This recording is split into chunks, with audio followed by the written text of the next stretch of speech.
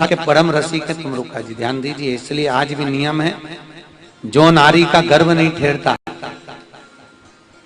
जिस नारी के 15-15, 20-20 साल तक औलाद नहीं होती, सफेद आंकड़े की जड़, आंकड़े का जो वृक्ष होता है उसकी सफेद आंकड़े की जड़, तुमरुका जी का नाम लेकर किसी भी द्वादशी तिथि को नारी के कमर पर रजस्वला धर्म के ठीक 7वें दिन बांध दी जाए तो नारी का 3 महीने के अंदर गर्भ ठहर जाता है।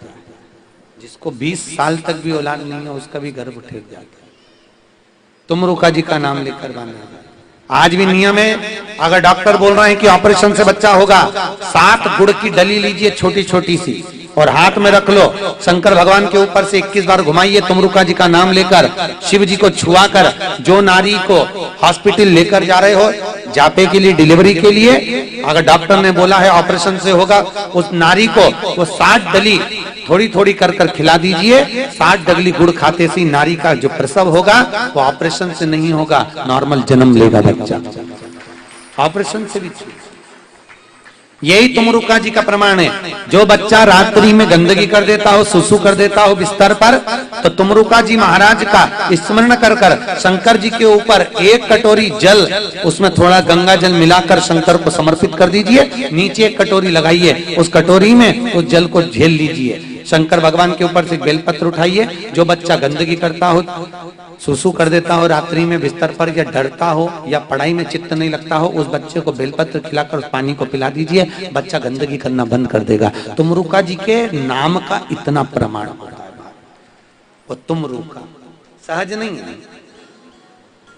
देवऋषि नारद, इसलिए आज भी दक्षिण साइड में जितने मंदिर बनेंगे भगवान शिव के, उनके दरवाजे पर एक देवऋषि नारद की मूर्ति होगी तो दूसरी तुमरुका जी की मूर्ति होगी। बस तुमरुका जी की मूर्ति का यह अंतर है कि देवऋषि नारद का मुख मनुष्य जैसा है और तुमरुका जी का मुख घोड़े का लगा हुआ है। महाराज गले में वीणा पड़ी हुई है, करताल हाथ में है, घोड़े का मुख है। और तुमरुका जी नित्य प्रति शंकर का स्मरण करते रहते हैं, शिव का स्मरण करते रहते हैं। शिव बिना महाराज। चंचुला देवी ने विनती करी नारद जी से, नारद जी ने कहा अगर कोई शिव महापुराण की कथा सुना सकता है तो वो तुमरुका सुना सकता है। मैं कथा नहीं कह सकता क्योंकि मुझे श्राप लगा है, मैं एक जगह नहीं बैठ सकता, मेरे को श्रापित हूं, मैं बैठ नहीं पाऊंगा। महाराज कई माताओं की आदत रहती है, आई फिर थोड़ी देर गई, फिर आई फिर थोड़ी देर गई, फिर आई फिर गई। कई लोग कहते हैं बार बार इधर उधर जा रही आ रही है, क्यों जा रही आ रही है? तो ये जा नहीं रही, आ नहीं रही, इसको पहचान जाओ। पृथ्वी पर भगवान नारद जी कथा सुनने पधारे, इसमें भर आ गए, इसमें भर, इसलिए बैठ नहीं पा रहे। शिव कथा का स्मरण किया, मुझे कथा सुनना।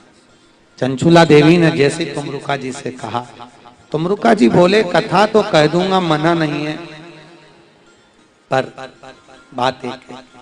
क्या बात?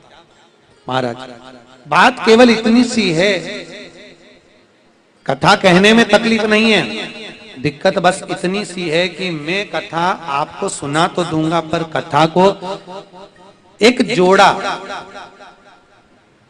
पति और पत्नी साथ में बैठकर शिव महापुराण की पूजन करें, मेरा बस इतना सा भाव। और आप बेधव्य हो, आप विधवा हो, आप कैसे पोथी का पूजन कर कर पोथी को उठा सकती हो? तुमरुका जी ने जैसे ही कहा, चंचुला देवी बोली क्या कोई विधवा, कोई बेधव्य शिव महापुराण को सुन नहीं सकती? क्या शिव पुराण की पूजन नहीं कर सकती क्या?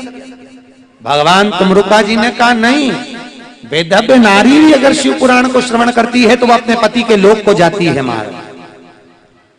और पति अगर प्रेत योनि में भटक भी रहा होगा तो परम धाम को जाता है।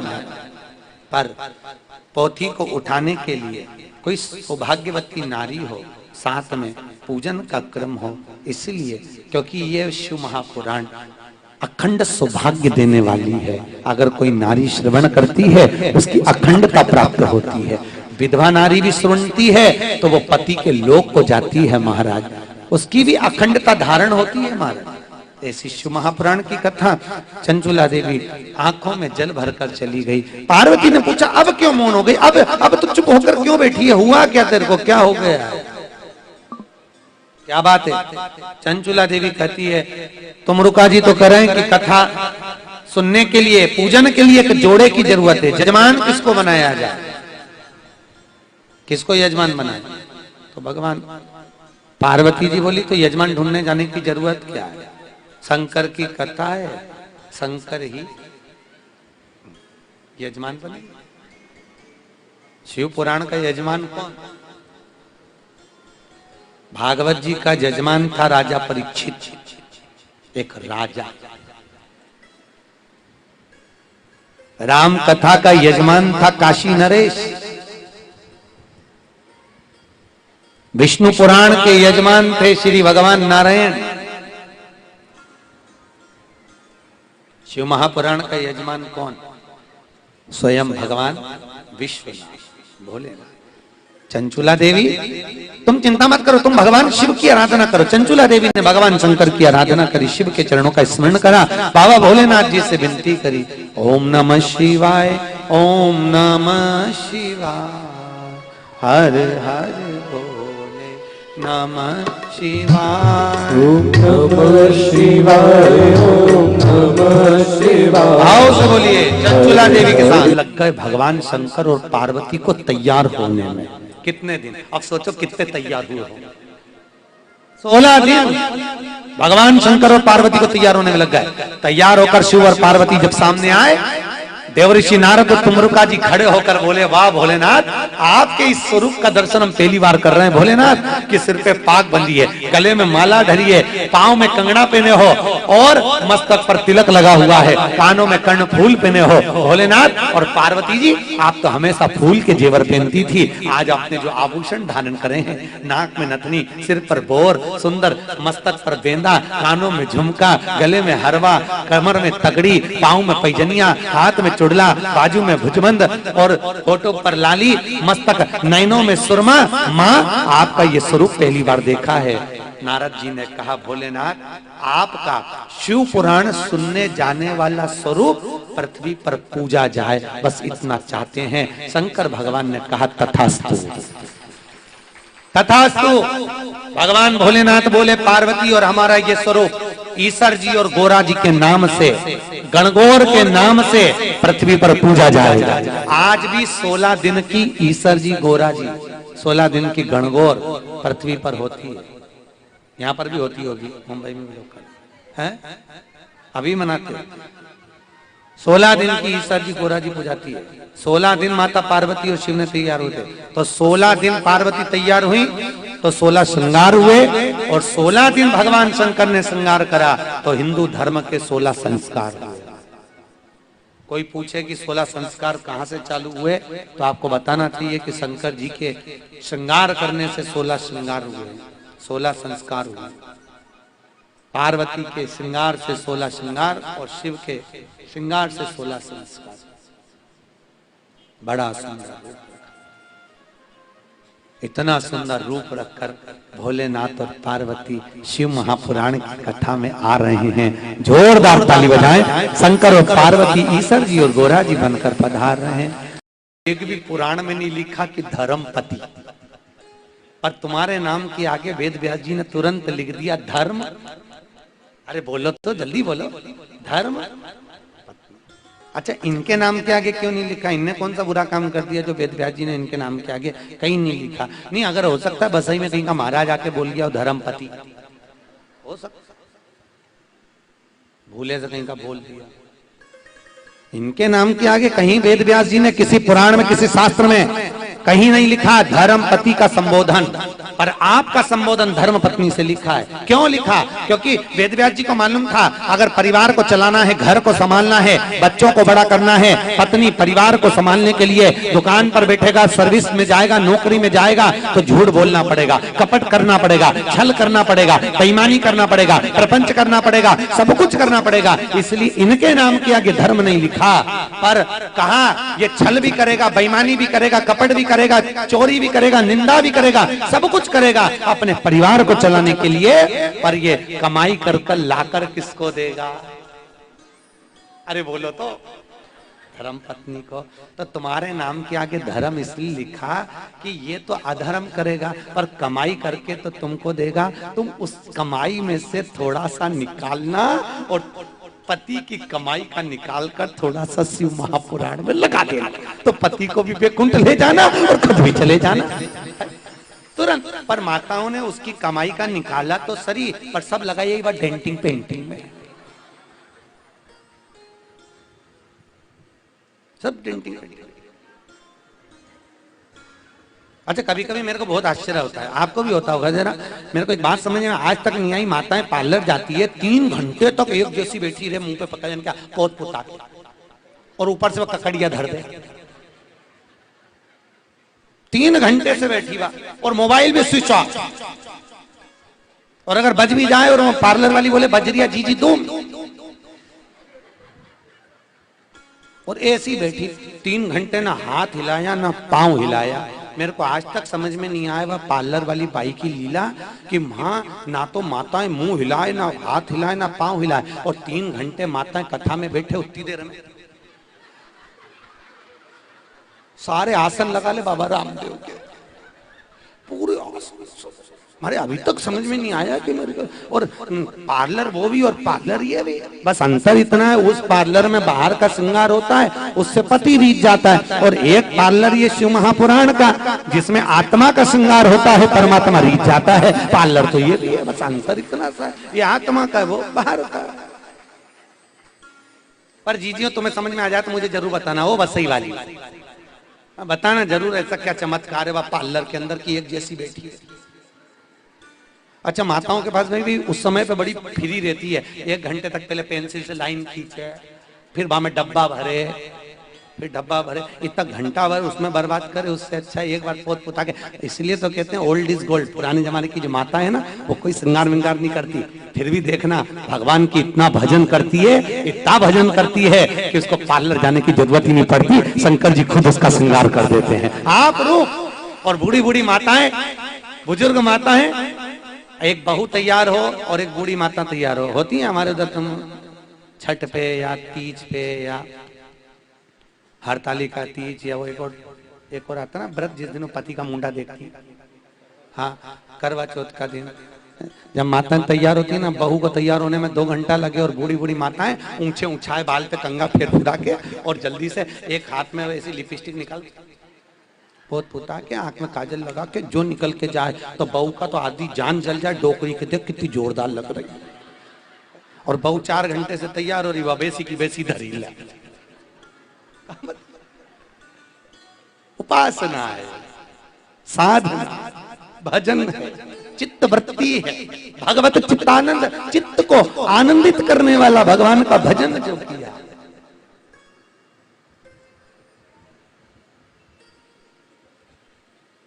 शिव महाराज शास्त्र कह रहा है, पति लेकर आए पत्नी के हाथ में दे, पर पत्नी का फर्ज है उसमें से थोड़ा दान धर्म सत्कर्म करना। क्यों? पति ने लाकर दिया है, वो कैसे भी लाया होगा, परिवार को चलाने के लिए झूठ कपट सब करा होगा, तुम्हें लाकर दिया है, तुम थोड़ा सा सत्कर्म किए। पर बिंदु लाकर देता चंचुला देवी कभी उसको सत्कर्म में नहीं लगा, चंचुला देवी ने कभी सत्कर्म में नहीं लगा।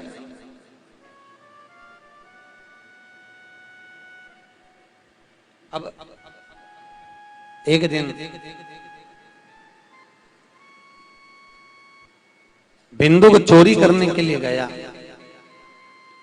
और चोरी का धन लेकर आ रहा था, ध्यान नहीं रहा, दीवार पर से कूद रहा था नीचे, और कूदते से ही एक कुएं में, एक बावड़ी के अंदर, कुएं के अंदर बिंदु गिर गया, मर गया।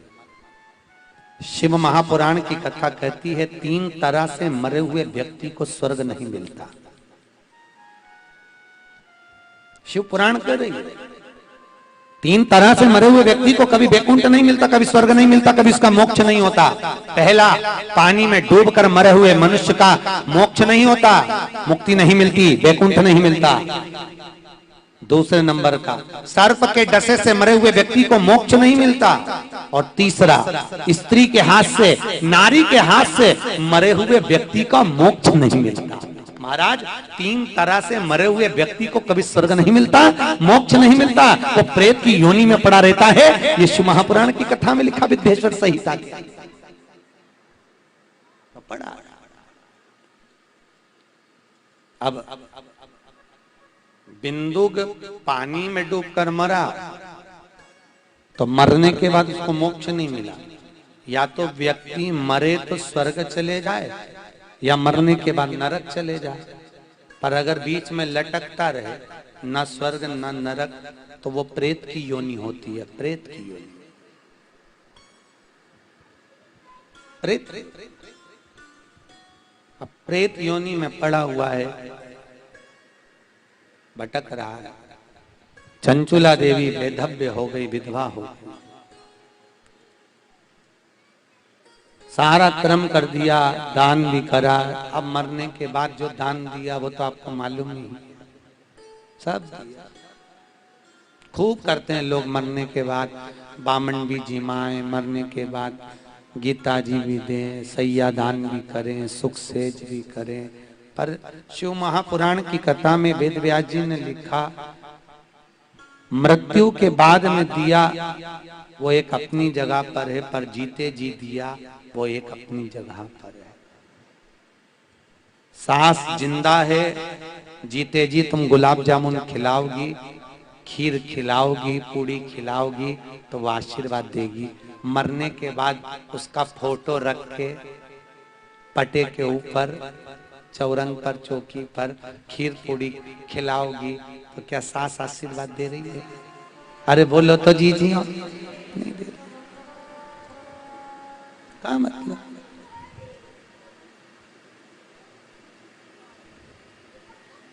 इसीलिए तो वो जब जो व्यक्ति मर जाता है ना, उसका फोटो टंगता है ना घरों में, देखा है आप लोगों ने कि नहीं देखा? देखा, इतना बड़ा फोटो टंगता है, उसमें माला टंगी रहती है, और जो भी व्यक्ति मरे ना, बुढ़ा बुढ़ी, वो स्माइल देते रहते हैं, मुस्कुराते रहते हैं। कभी भी किसी भी जगह पर जाकर देखना, मरे हुए व्यक्ति का फोटो तुम रोता हुआ नहीं देखोगे, वो मुस्कुराता ही हुआ देखोगे। क्यों मुस्कुराते हैं? क्या कारण है? और तुम प्रयास करना देखने का। व्यक्ति पूरी जिंदगी रो रो कर निकालता है, बचपन निकाल दिया, जवानी निकाल दिया, धेड़ी निकाल दी, बुढ़ापा निकाल दिया। कितना भी व्यक्ति रोया हो, रो रो कर उसने अपना जीवन निकाला हो, पर मरने के बाद फोटो हमेशा स्माइल का ही टंगता है, इस्माइल का फोटो टंगता। और पूरी जिंदगी भले रोया पर फोटो इस्माइल का टंगेगा। क्यों टंगेगा? क्योंकि वो भी टंगा टंगा इस्माइल इसलिए देता है, बेटा हम भी जोड़ जोड़ के मर गए, यही छोड़ गए, तुम भी जोड़ जोड़ के मरोगे, यही छोड़ जाओगे, बाजू में टंग जाओगे, काय को चिंता करते? तो वो भी मुस्कुराती रहती है, अल्लाह और जोड़ो यही छोड़ो, और जोड़ो यही छोड़ो। कभी वो कहते ना, ना राम नाम लीनो और तूने भरी जवानी में, तू डूब के मर जा रे चुल्लू भर। अरे बोलो जम के, चुल्लू भर। बचपन गवाया, जवानी गवाई, अधेड़ी गवा दी, पूरा जीवन निकाल दिया। कमाना, जोड़ना, छोड़ना, कमाया, जोड़ा, कमाया, जोड़ा, कमाया, जोड़ा, और आखिरी में फोटो। अरे बोलो तो कौन सा इस्माइल? प्लीज मुस्कुरा, वो यही छोड़। और बाद में बहुओं नीचे उतारेगी, खीर और पूड़ी को मल के 16 श्राद्ध में चिपकाएगा। खीर पूड़ी चिपकी रहेगी और तू स्माइल देती रहेगी। बस पूरी जिंदगी इसी में निकल गई, जोड़ जोड़ जोड़ जोड़ जोड़ जोड़, फिर आखिरी में छोड़ छोड़। भजन करा कहाँ? उपाध्याय जी बहुत बहुत धन्यवाद दे रहा हूं आपको, बहुत बहुत साधुवाद। बसई जैसे क्षेत्र में इतनी व्यस्तता के समय में भी आपने भगवान भोलेनाथ जी की कथा का जो आयोजन रखा, उसके लिए बहुत बहुत धन्यवाद है। जोरदार ताली बजाओ। बहुत बहुत धन्यवाद। धन का, समय का सदुपयोग आपने करा है, अपने जीवन का सदुपयोग करा। भागवत 7 जन्म को तारती है। और ये शिव महापुराण जो गर्भ में भी मर गए, आहूत भी जो बन गए, प्रेत योनि में भी जो चले गए, और वसई क्षेत्र में अगर कोई एक्सीडेंट आदि का प्रेत आत्माएं भी घूम रही होंगी, और कहीं एक्सीडेंट में अचानक सुसाइड में जितने मरे भी होंगे, वो भी जहां तक आवाज जा रही होगी वो भी तर जाएंगे। ये वो शिव महापुराण की कथा है, कोई साधारण सी नहीं है। तार दिया ढेरों को।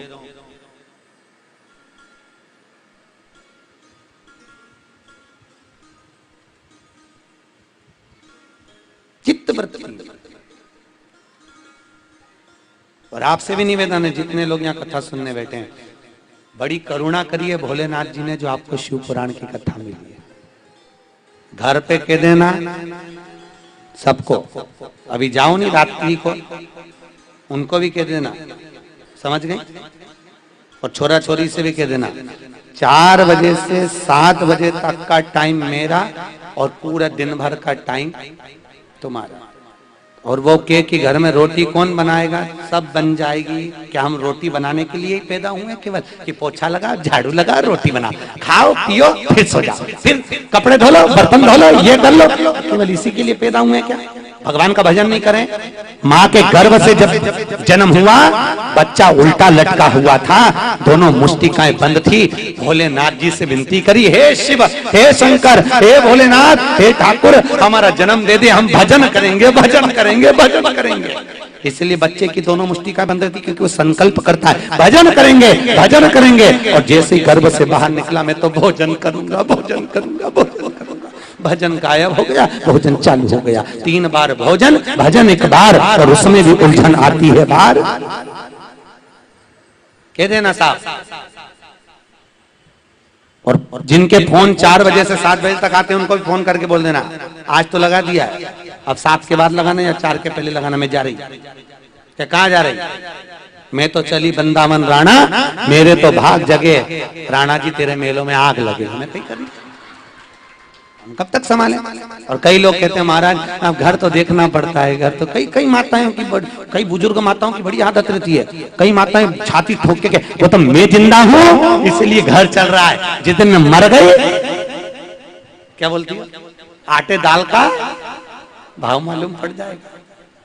वो तो मैं हूं तो घर चल रहा है। कई पुरुष लोग कहते हैं वो तो मैं हूं इसलिए काम हो रहा है, वो तो मैं कर रहा हूं इसलिए हो रहा है, वो तो मैं नहीं होता तो ये काम नहीं होता। जो मैं करे नहीं उससे कहते आधे घंटे मरी जा। हम भी तो देखे चले कि नहीं चले। जिंदा है तो भी चलेगा और मर जाएगी तो भी चलेगा। ये तो फालतू की बात है कि मैं कर रहा हूं, करने वाला तो मेरा भोले नाथ। अपन तो केवल एक निमित्त मात्र हैं कि कर रहे हैं, करा रहे हैं, ये सब निमित्तता है। वो तो भोलेनाथ जी की कृपा थी जो उपाध्याय जी को बसई में भेज दिया तो तुमको शिव पुराण की कथा मिल गई। और नहीं तो ये अपने यूपी में रहते वहीं कराते तो फिर तेरा क्या होता रे कालिया, फिर क्या करते? ये तो शिव की करुणा है, शंकर की दया है, भोलेनाथ की दया।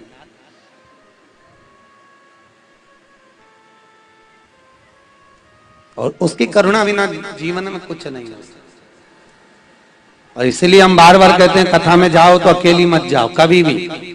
अड़ोसन पड़ोसन पीछे वाली धड़ोसन सबको बोलो कथा में चलो। क्यों बोलो? उनके आने से हमारा कोई फायदा नहीं। तुम ये मत सोचना कि गुरुजी का कोई फायदा होगा हो कि हमारी पड़ोसन आएगी तो हमारा फायदा। हमारा कोई फायदा नहीं। हम तो तुम्हारे फायदे की बात करते हैं। जब तुम अकेली होती हो, घर पे बोर होती हो, तो बात करने कौन आती? बोलो, आती कि नहीं आती? अड़ोसन पड़ोसन धड़ोसन है। अब मालूम पड़े तुमने शिव पुराण की कथा सुन ली, तुम अकेली बैकुंठ चली गई। अब बैकुंठ में कितनी बोर होगी ना अकेली। इसलिए 2-4 मोहल्ले की एक साथ जाओगी तो बैठ के बात तो कर लोगी कि अपन कौन सी बिल्डिंग के। इसलिए कभी अकेले मत जाना। और पुरुषों से भी निवेदन है तुम कभी पड़ोसन के साथ मत आना। तुमसे भी निवेदन है, भूल से भी मत आना। जब भी आना अपने अड़ोसी पड़ोसी और अड़ोसी के साथ सबको लेके आओ 4 बजे से।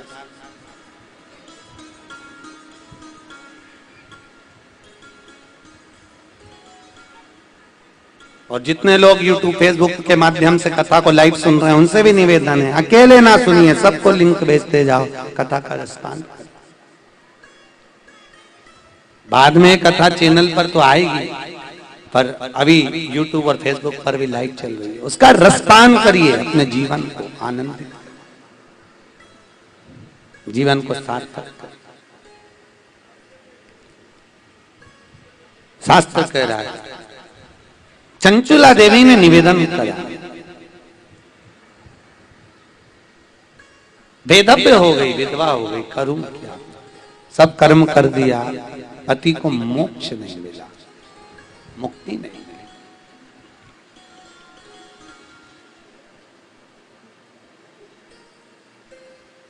अंत में नगर के लोग सारे के सारे काशी जा रहे थे। कहां जा रहे हैं?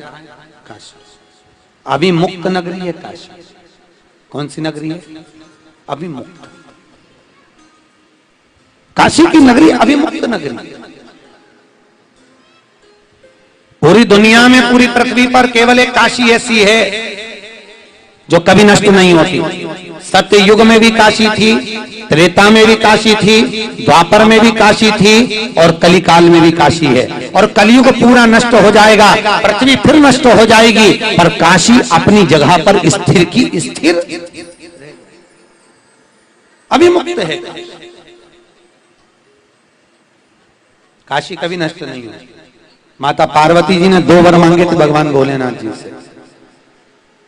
माता पार्वती जी ने शिव जी से मांगा था भगवान भोलेनाथ से, भोलेनाथ वर दीजिए कि जिस पति पत्नी में आपस में झगड़ा हो उसमें प्रेम बहुत बढ़े। बाबा भोलेनाथ जी ने कहा तथास्तु, जिस पति पत्नी में झगड़ा होगा उसमें प्रेम बढ़ेगा। आज भी नियम है, पति पत्नी में झगड़ा होता है, पति झगड़ के ऑफिस चले जाता है, आने के बाद तुरंत पूछता क्यों तेरी मम्मी कहां गई, तुरंत पूछे, प्रेम बढ़ता। नहीं तो झगड़ा करके गया था मुंडा ही मत देखता, पर नहीं पूछेगा कहां गई तुरंत। पार्वती जी ने दूसरा वर मांगा, महाराज वर दीजिए कि काशी में मरने वाले का आप गुरु मंत्र दोगे। काशी में जो मरेगा उसको आपको गुरु मंत्र देना पड़ेगा। बाबा भोलेनाथ जी ने कहा ए पार्वती ये कभी नहीं हो सकता। भोलेनाथ जी ने साफ मना कर दिया, ये कैसे हो सकता है कि काशी में मरने वाले को मैं गुरु मंत्र दूंगा। नहीं पार्वती ये नहीं होगा। पार्वती जिद पे अड़ गई, भोजन करना छोड़ दिया, जलपान करना छोड़ दिया, व्रत की पक्की थी, कुछ ग्रहण नहीं करा। अब भोलेनाथ जी ने विनती करी, पार्वती तू भोजन कर, नहीं आप वर दीजिए कि काशी में जो मरेगा उसको गुरु मंत्र तुम दोगे। भगवान भोलेनाथ ने कहा ठीक है पार्वती, मैं तुझे वचन देता हूं कि काशी में जो मरेगा उसको गुरु मंत्र मैं दूंगा। पार्वती जी ने कहा आप मंत्र तो दे दोगे, पर मुझे कैसे मालूम पड़ेगा कि आपने मंत्र दिया। बहुत चतुर थी। आप मंत्र तो दे दोगे पर मुझे कैसे मालूम पड़ेगा। बाबा भोलेनाथ जी ने पूछा तू बता क्या करना। पार्वती जी बोली एक काम करिए, आप मंत्र दो ना, तो मंत्र देने के बाद मरने वाले व्यक्ति का सीधा कान मोड़ देना, तो मुझे मुड़ा हुआ कान दिखेगा तो मैं समझ जाऊंगी कि आपने मंत्र दे दिया। भोलेनाथ जी बोले ठीक है पार्वती, काशी में मरने वाले को गुरु मंत्र मैं दूंगा और उसके सीधे कान को मोड़ दूंगा। आज भी पूरी पृथ्वी का नियम है, विश्व की एक ही भूमि है काशी, जहां पर मरने वाले का सीधा कान अपने आप टेढ़ा हो जाता है। आज भी काशी में मरने वाले, एक बार हमने विचार करा, ये विद्येश्वर संहिता में लिखा हुआ है कि काशी में मरने वाले का सीधा कान टेढ़ा हो जाता है, तो मन में सोचा कि ये कैसी रीति है, एक बार प्रैक्टिकल करा जाए, प्रयास करा जाए कि ये मालूम तो करा जाए बात क्या है। प्रयास काशी के महेश्वरी भवन में कथा थी, वसई वहां के वाशवी महिला मंडल, कहाँ की थी वो, कर्नाटक की वाशवी महिला मंडल ने कथा करवाई थी महेश्वरी भवन काशी। हमारा मन में आया कि शिव पुराण में लिखा है कि काशी में मरने वाले का सीधा कान टेढ़ा हो जाता है, जरा जाके देख के। मणिकर्णिका पहुंच गए। भारत की भूमि के सबसे ज्यादा मुर्दे वहीं जलते हैं और बड़ा आनंद आता है सब देखने में। आप देखिएगा, यहाँ पर गाड़ियां ओवरटेक करती है, वहां मुर्दे ओवरटेक करते हैं। गोल्डन कपड़े में लपेटे हुए मुर्दे को ले लेकर लोग भागते। ऐसा आनंद की भगवान से मिलन करने के लिए मुर्दा भी दौड़ रहा है।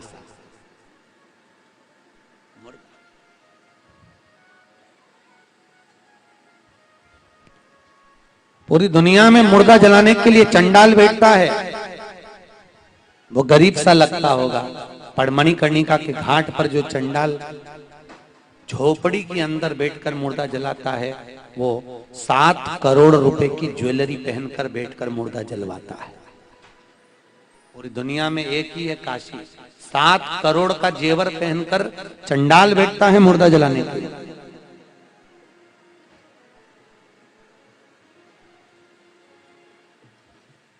सुंदर। और वो चंडाल अपनी जगह से हिलता नहीं, सिगड़ी जलती रहती है, उसमें से एक कोयला उठा के दिए में दे देता है, चिता में डाल दो, आग धधक जाती है, मुर्दा जल जाता है। बाकी की जगह पर आप पूरी काशी में अगर मुर्दा जलाओगे तो आग लगाना पड़ेगी, तब वो मुर्दा जलेगा। यहाँ तो कोयला डाला और फटका और मणिकर्णिका के घाट पर आग लग जाती। अब मन में आया, मणिकर्णिका पहुंचे, देखा मुर्दे का। हमने उनसे कहा इसका मुंह देखना चाहते हैं। उन्होंने कहा आप इनके रिश्तेदार हो। हमने कहा अब क्या बोले रिश्तेदार, हाँ मरने के बाद तो सभी रिश्तेदार होने वाले हैं। ठीक है, हाँ है भैया, ठीक है, देख लीजिए। मुंह देखा तो उसका दोनों कान तो सीधा था, उसका तो कोई कान टेढ़ा ही नहीं हुआ। हमने कहा शिव पुराण में तो लिखा है। और एक काशी मरण मुक्ति एक किताब है, कभी मौका मिले तो आप उसको पढ़ना। किताब का नाम है काशी मरण मुक्ति। उसमें भी लिखा हुआ है। हमने कहा दोनों किताबों में लिखा हुआ है, पुराण में भी लिखा है और किताब में भी लिखा है कि काशी में मरने वाले का सीधा कान टेढ़ा हो जाता है। फिर इसका तो सीधा की सीधा। और आगे गए, दूसरा मुर्दा देखा, उसका भी कान सीधा था। फिर आगे गए, एक और मुर्दा देखा, उसका भी कान सीधा था। फिर आगे गए, उसको देखा तो उसका सीधा कान टेढ़ा था। तब जाकर कुछ लगा, तो मन में सोचा हो सकता है इसका कान पैदा से टेढ़ा होगा। इतनी जल्दी आज के जमाने में विश्वास ही नहीं होता। हो सकता है अगला मुर्दा देखा, उसका कान सीधा था, उसके बाद वाले का कान टेढ़ा था। तब विश्वास हुआ कि टेढ़ा कान है। पूछा ये टेढ़ा कान है इसका, ये कहाँ का मुर्दा है? तो कहे ये काशी में उस कॉलोनी में रहता है। अच्छा, फिर जिसके कान सीधे थे उससे पूछा ये मुर्दा कहाँ का है? तो कहे यहाँ से 42 किलोमीटर दूरी का। फिर किसी से पूछा ये कहाँ का है? ये 30 किलोमीटर दूर का। ये कहाँ का है? ये 80 किलोमीटर दूर का। तब समझ में आया कि वेद व्यास जी ने लिखा है कि काशी में मरने वाले का सीधा कान टेढ़ा होगा। तब विश्वास हुआ कि काशी में मरने वाले का सीधा कान भगवान गुरु मंत्र देकर टेढ़ा कर ही देते हैं। ये पक्का हो गया, ये विश्वास। इसलिए कुछ मत बोलो, अगर 5 बार दिन भर में काशी काशी काशी काशी काशी काशी भी बोल लो तो जीवन का आनंद सुख प्राप्त हो जाता। इसलिए निवेदन है, तुम्हारे घर में कहीं की छोरी जन्म ले तो उसका नाम रख देना काशीबाई। काशी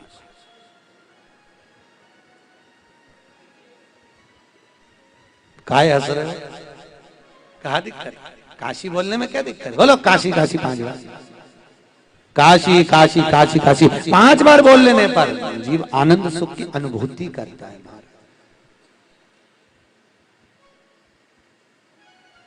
भगवान विश्वनाथ की नगरी में चल रही है।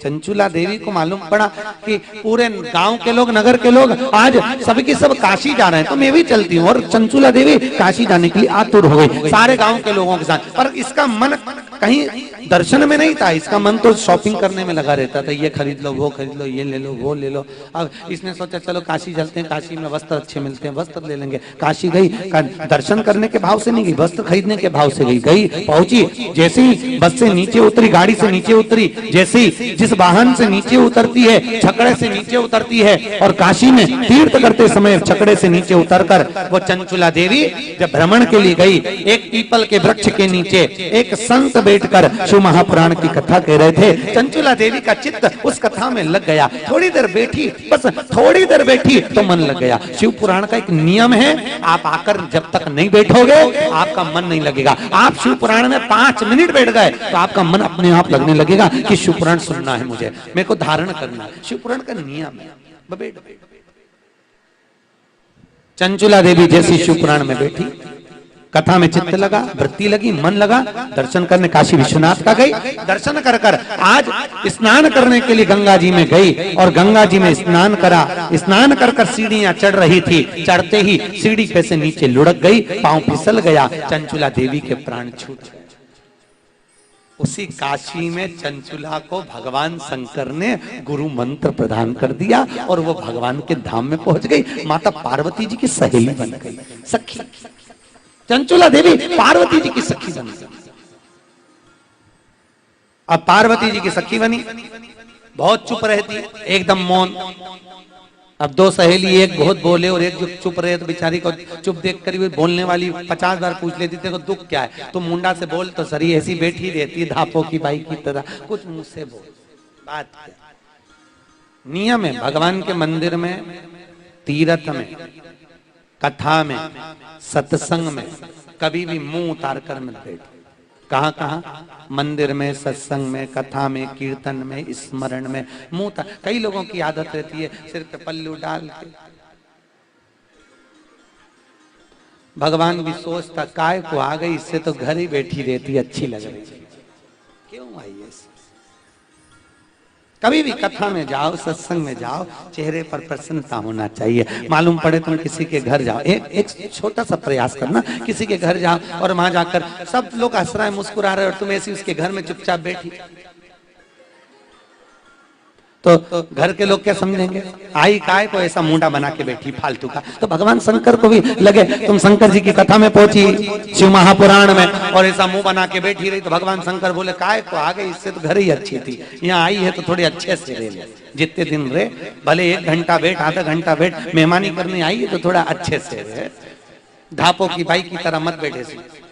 मुंह बोला क्या जी प्रसन्न, मरने के बाद स्माइल देने से अच्छा है जीते जी दे ले, नहीं तो मरने के बाद तो फोटो टंगे गई। प्रसन्न। कई लोगों की आदत रहती है रो रो के जीवन निकालते, भगवान हम तो बड़े दुखी है, भगवान हम तो बड़े दुखी है। भगवान भी सोचता है ऐसी रोती रहे, क्योंकि सुबह से रोए तो शाम तक ऐसी रोती रहे, जा कभी मुस्कुरा कर बोली नहीं तू आज तक कि भगवान जी दिया आपने, दुख अपनी जगह पर है, जो करा वो अपनी जगह पर है।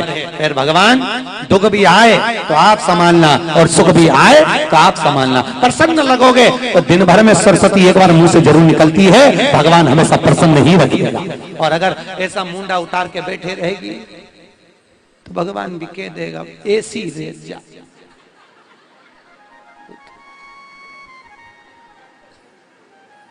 अच्छा तुम बताओ ईमानदारी से, घर में एक सास और एक बहू, सास का मुंह तबेले जैसा रहे तो बहू को अच्छा लगेगा क्या?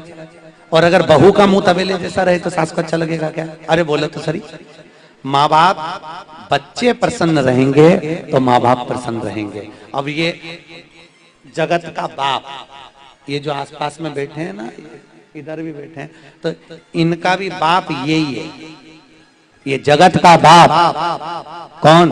देवों का भी देव महादेव। जब जगत का बाप सामने बैठा हो और तुम मुंह उतार कर बैठे रहो तो भगवान को थोड़ी ना अच्छा लगे। माँ बाप तो माँ बाप ही होते हैं, सबको सुखी देखना चाहते हैं, सब सुखी। सर्वे भवन्तु सुखी, सब शिव कर। चंचुला तो चुप क्यों बैठी है? पार्वती ने पूछा तेरे चेहरे पर प्रसन्नता क्यों नहीं है, तू ऐसी मौन क्यों बैठी है? चंचुला देवी कुछ नहीं बोली, चुप थी, मौन। पार्वती नित्य स्मरण करा करती थी।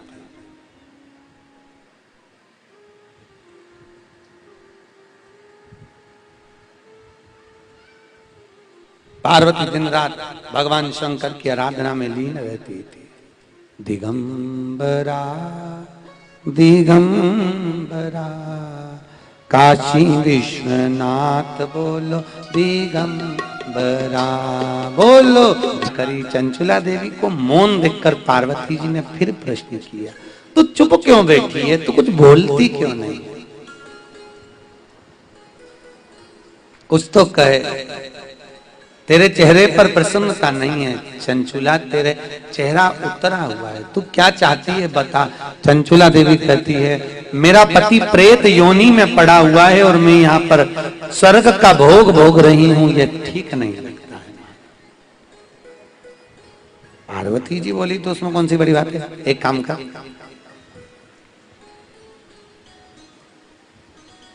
तो देवऋषि नारद के पास जाए और देवऋषि नारद जी से जाकर कहे कि मुझको शिव महापुराण की कथा सुना। और अगर नारद जी करुणा कर दें और तेरे को कथा सुना दें तो तेरा पति जो प्रेत योनि में भटक रहा है, अगर प्रेत योनि से कोई पुराण अगर मोक्ष दे सकती है तो वो शिव महापुराण है, क्योंकि वो भूतों के भी भगवान हैं, जिसको भूत भावन भूतेश्वर कहा जाता है। मोक्ष वो दे सकते, ठीक है। चंचुला देवी गई देवऋषि नारद के पास में, नारद जी हमको कथा सुनना है, आप सुना दीजिए। नारद जी बोले मैं कथा कैसे सुना सकता हूं, क्योंकि मेरे को तो श्राप लगा। देवऋषि नारद को तो श्राप था कि तू एक जगह नहीं बैठ सकता।